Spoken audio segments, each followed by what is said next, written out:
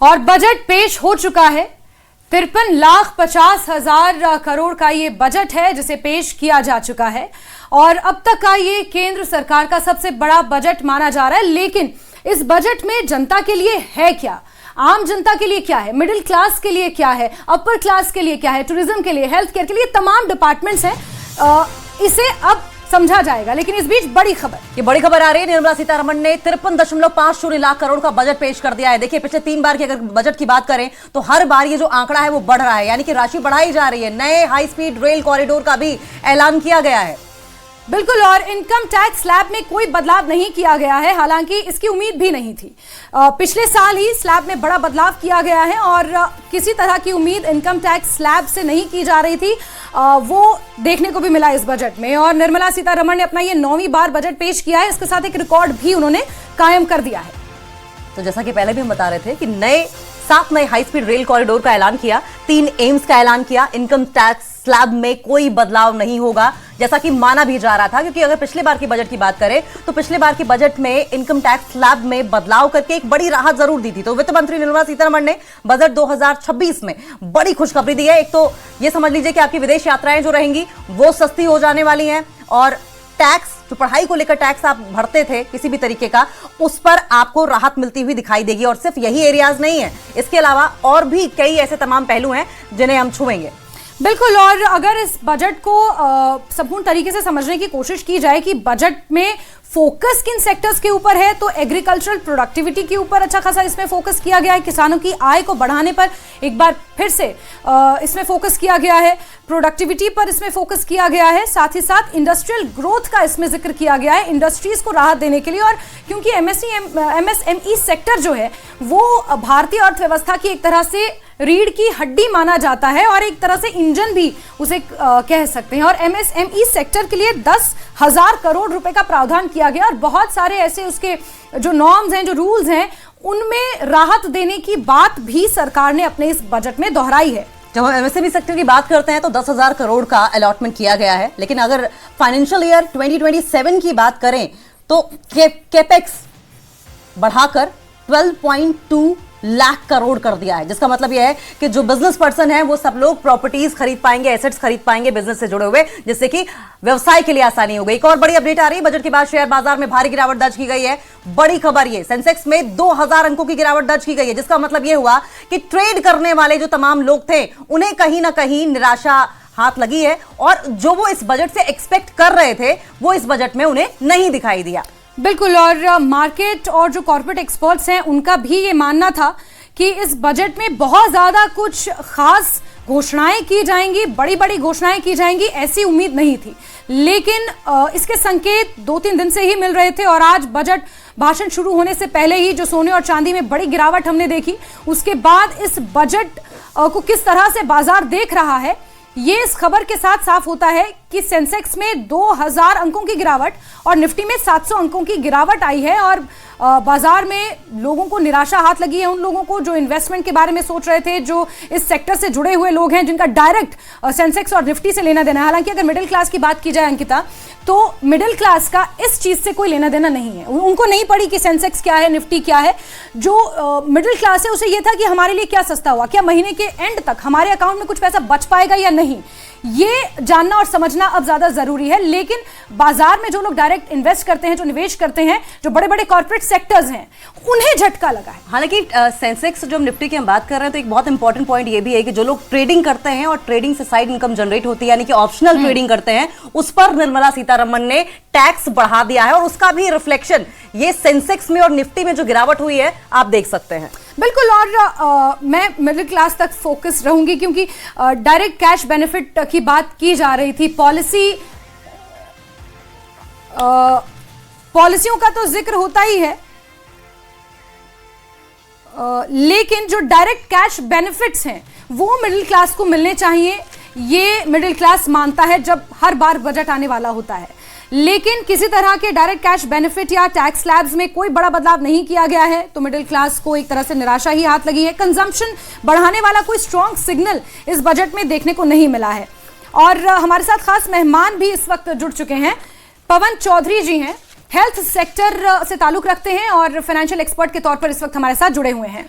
पवन चौधरी जी, बहुत बहुत स्वागत है सर आपका। इस बजट को कैसे देख रहे हैं, और खासकर हेल्थ सेक्टर की अगर बात करें तो बायो फार्मा के लिए 10,000 करोड़ का सर प्रावधान किया गया है। और सबसे अच्छी बात तो यह है कि 17 दवाइयां ऐसी हैं जो कि कैंसर की है, सिवियर टर्मिनल डिजीजेस की है, उन पर छूट दी गई है, वो सस्ती होने वाली है। 7 दुर्लभ दवाइयों पर को लेकर छूट मिलने वाली है। सर ओवरऑल आपका एनालिसिस क्या है और हेल्थ सेक्टर के लिहाज से कैसे आप देख रहे हैं इसे? तो ओवरऑल मैं कहता हूं बजट मिक्स्ड है। हेल्थ सेक्टर के हिसाब से अच्छी न्यूज़ है। पहला तो आपने जैसे बताया बायोफार्मास्यूटिकल्स शक्ति, बायोफार्मा शक्ति जो शुरू कर रहे हैं, उससे 10,000 करोड़ का जो निवेश है वो जाएगा ऐसे डिजीजेस को हैंडल करने के लिए जो बहुत ग्रो कर रही हैं, जैसे कैंसर हो गए या ऑटो इम्यून डिसऑर्डर्स। इसका एक कारण हमारे पर्यावरण में जो गिरती हुई क्वालिटी है वो भी है, तो उसको हैंडल करने के लिए ये एक अच्छा मूव है। दूसरा, CDSCO को स्ट्रेंथन करने के लिए, ग्लोबल स्टैंडर्ड्स के अनुरूप आने के लिए, और साथ ही साथ उसका इन्फोर्समेंट स्ट्रेंथन करने के लिए ये भी अच्छा मूव है। तीसरा, जो एलाइड हेल्थ केयर प्रोफेशनल्स हैं, 1.5 lakh allied health care professionals को तैयार करने के लिए भी जो योगदान उन्होंने सोचा है बहुत अच्छा है। इससे हमारा जो हेल्थ केयर वर्कर का एक्सपोर्ट टारगेट है, 3 लाख लोगों को एक्सपोर्ट करना चाहिए हर साल हेल्थ केयर वर्कर्स को, उसमें भी हमें फ़ायदा होगा। और उससे हमारी इंटरनेशनल मोबिलिटी इम्प्रूव होती है और हमारी क्वालिटी ऑफ सर्विसेज भी इम्प्रूव होती हैं इंटरनेशनल स्टैंडर्ड्स से के संपर्क में आने से। बिल्कुल। पवन जी, एक महत्वपूर्ण बात यहाँ पर यह है कि मेडिकल टूरिज्म के क्षेत्र में भारत को हब बनाने की बात कही जा रही है। How do we decode that medical hub, medical tourism hub? So medical tourism hub, हम ऑलरेडी हमारा बिलियंस ऑफ डॉलर्स में मेडिकल वैल्यू टूरिज्म का इंपोर्ट्स आता है, और इसको और इम्प्रूव करने के लिए हमें ना सिर्फ चिकित्सा के एरिया में अपने आउटकम्स इम्प्रूव करने हैं जो ऑलरेडी काफ़ी अच्छे हैं। कई हॉस्पिटल्स में जॉन हॉपकिंस यूनिवर्सिटी के बराबर हैं, मतलब वर्ल्ड के टॉप क्लास हॉस्पिटल्स के बराबर हैं, लेकिन उसके साथ साथ हमारा इंफ्रास्ट्रक्चर, हमारी social safety in civic areas, हमारे वीज़ा रूल्स वगैरह भी इम्प्रूव होने चाहिए। पवन जी, आपकी ओर से क्या लगता है, कौन सा ऐसा अनछुआ पहलू है जिसे टच किया जा सकता था बजट में जो बहुत क्रूशियल था? सेकंड, दवाइयों के इंपोर्ट की बात हो रही है, दवाइयों की इंपोर्ट सस्ता हो जाएगा, उसका ग्राउंड पर क्या असर देखने को मिलेगा? और अब की बार 3 एम्स का भी प्रावधान इस बजट में दिखाई दिया है। क्या नहीं हुआ वो सबसे पहले बोलता हूं मैं कि हमारी एक रिक्वेस्ट थी कि एडमिनिस्ट्रेटिव रिफॉर्म्स में बजट जाना चाहिए, क्योंकि जो मॉरलिटी है, जो मॉरल एम्बिग्विटी आ गई है एडमिनिस्ट्रेशन में, वो बहुत बढ़ गई है। और इसमें हमने एक रिक्वेस्ट करी थी कि एडमिनिस्ट्रेटिव रिफॉर्म्स इम्प्रूव करे जाएं, जिससे हमारे यहाँ पर भी जो इंटरफेस है between the administration and the industry और एडमिनिस्ट्रेशन कॉमन मैन, वो और साफ हो। तो उस एरिया में और इम्प्रूवमेंट आता तो इससे FDI वगैरह भी में भी फर्क पड़ता है। ये एक एरिया है। दूसरा प्रश्न आपने क्या पूछा? ये जो सर, ये जो लास्ट पॉइंट आपने कोट किया पवन सर कि एम्बिग्विटी को खत्म करना चाहिए, इसका अभी हमने एक लेटेस्ट उदाहरण शिमला में भी देखा था। अस्पताल में किस तरीके से मारपीट की गई थी और उसके बाद काफी बवाल मचा था। ये बिल्कुल ठीक कह रहे हैं आपकी, अगर ये इसका इंटरफेस बना दिया जाए, प्रॉपर एक कम्युनिकेशन का, वो तो FDI बढ़ सकती है। लेकिन अगर मैं बात करूं मेडिकल फैसिलिटीज को लेकर, मेरा अगला सवाल आपसे यही था कि 3 एम्स का प्रावधान किया गया है आपकी बार, तो आपने ये हमें बताना था, मेरा सवाल ये था आपसे कि आगे क्या कुछ और किया जा सकता था? एम्स का प्रावधान अच्छा है। ओनली थिंग इज कि एम्स एक बहुत बड़ा ब्रांड है, क्योंकि वो सबसे पहले दिल्ली में एस्टैब्लिश हुआ और बहुत हाइट्स पे गया वो ब्रांड। उस ब्रांड के जो प्रोटोकॉल्स हैं, जो स्टैंडर्ड्स हैं, जो वेज ऑफ ऑपरेशन हैं, SOPs हैं, वो सारे एम्स में जाने चाहिए। उनको वो जो पर्कुलेशन है थोड़ा स्लो है। सो एम्स, सारे एम्स का जो स्टैंडर्ड है वो उस लेवल तक लाना चाहिए जैसे ओरिजिनल एम्स का था। ये 3 एम्स जो आ रहे हैं ये बहुत अच्छा है। इसके अलावा क्रिटिकल केयर हब्स आ रहे हैं डिस्ट्रिक्ट हॉस्पिटल्स में, वो भी बहुत अच्छा है, क्योंकि इमरजेंसी और क्रिटिकल केयर की बहुत कमी है इंडिया में। और जो आपने दूसरा प्रश्न पूछा कि ये जो कस्टम ड्यूटीज कम होंगी काफी प्रोडक्ट्स पे, इससे क्या इम्पैक्ट पड़ेगा? वो जो कस्टम ड्यूटीज कम हो रही हैं, जो अनाउंस हुई हैं, वो हो रही हैं रेयर डिजीजेस पे।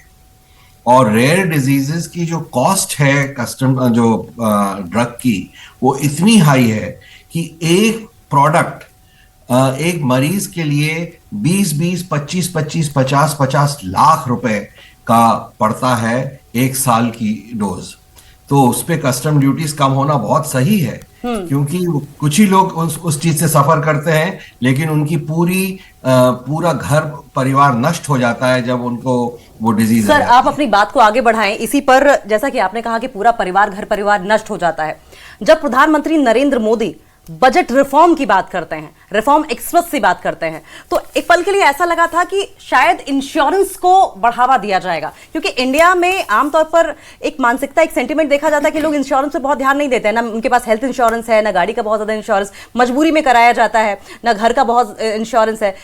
क्या लगता है कि हेल्थ इंश्योरेंस को लेकर भी इस रिफॉर्म बजट में कुछ होना चाहिए था, कुछ ऐसा प्रावधान किया जाना चाहिए था जिससे कि लोग हेल्थ इंश्योरेंस को लेकर जागरूक हों और ज्यादा से ज्यादा हेल्थ इंश्योरेंस को बढ़ावा मिले, लोग इस चीज को ऑप्ट करें और ये जो घर बर्बाद होने वाली सिचुएशन जिसका आपने जिक्र किया, ये ना आए?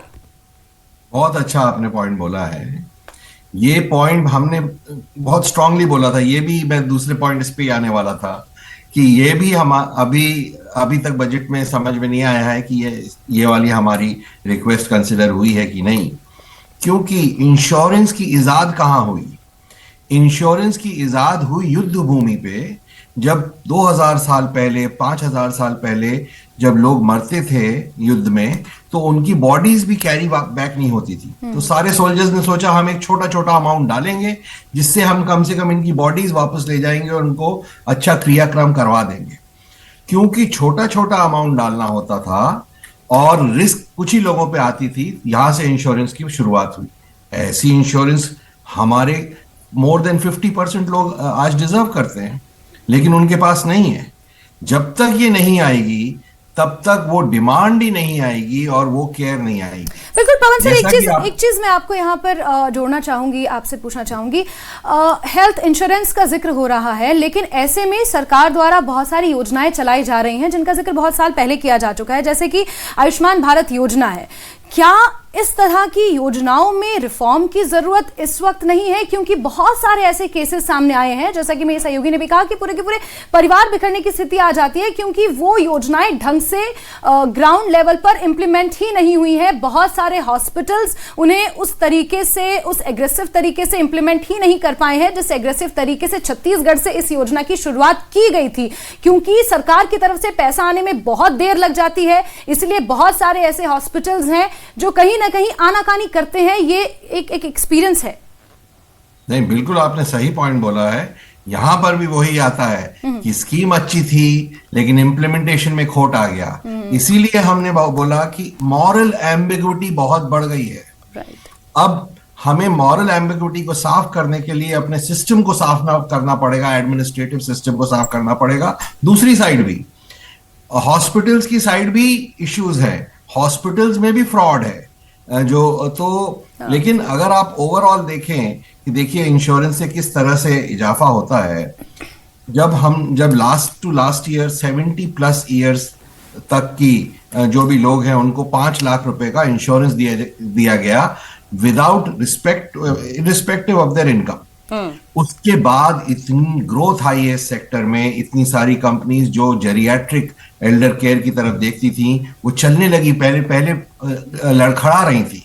और जो ह्यूमिलिएशन ओल्ड पीपल सफर कर रहे थे अपने नियर एंड डियर वन से, क्योंकि उन पे खर्चा आ गया और उन्होंने कैपिटल नहीं बनाया या उन्होंने घर नहीं बनाया या उनका सोशल कैपिटल नहीं था, इतना ह्यूमिलिएशन सफर कर रहे थे एल्डरली लोग, वो उस ह्यूमिलिएशन से निकले कि मेरा खर्चा सरकार देगी, तो वो 5 लाख रुपए से बहुत फर्क पड़ा। लेकिन आने वाले टाइम में अगर इसके भी इम्प्लीमेंटेशन में खोट आ गया, चाहे वो प्राइवेट सेक्टर की तरफ से आए या गवर्नमेंट की तरफ से आए, तो उससे इश्यू आती है। इसीलिए हमने एडमिनिस्ट्रेटिव रिफॉर्म्स की रिक्वेस्ट करी थी। बिल्कुल बिल्कुल पवन सर, बहुत बखूबी आपने चीजें एक्सप्लेन की और जिस मॉरल एम्बिग्विटी का आपने जिक्र किया वो I think is most needed. योजनाएं तो सालों से चली आ रही हैं, उनकी घोषणाएं भी होती हैं, बहुत सारी एलोकेशंस भी होती हैं बजट की, लेकिन मॉरल एम्बिग्विटी की कमी की वजह से वो योजनाएं धरातल पर इंप्लीमेंट नहीं हो पाती हैं। आम नागरिकों को जिन्हें लाभ मिलना चाहिए वो सही तरीके से नहीं मिल पाता। I think that is one of the loopholes in the medical sectors at present. Pawan Chaudhary Sahab, बहुत बहुत शुक्रिया हमारे साथ जुड़ने के लिए और इस चर्चा में हिस्सा लेने के लिए, और मेडिकल सेक्टर को किस तरह से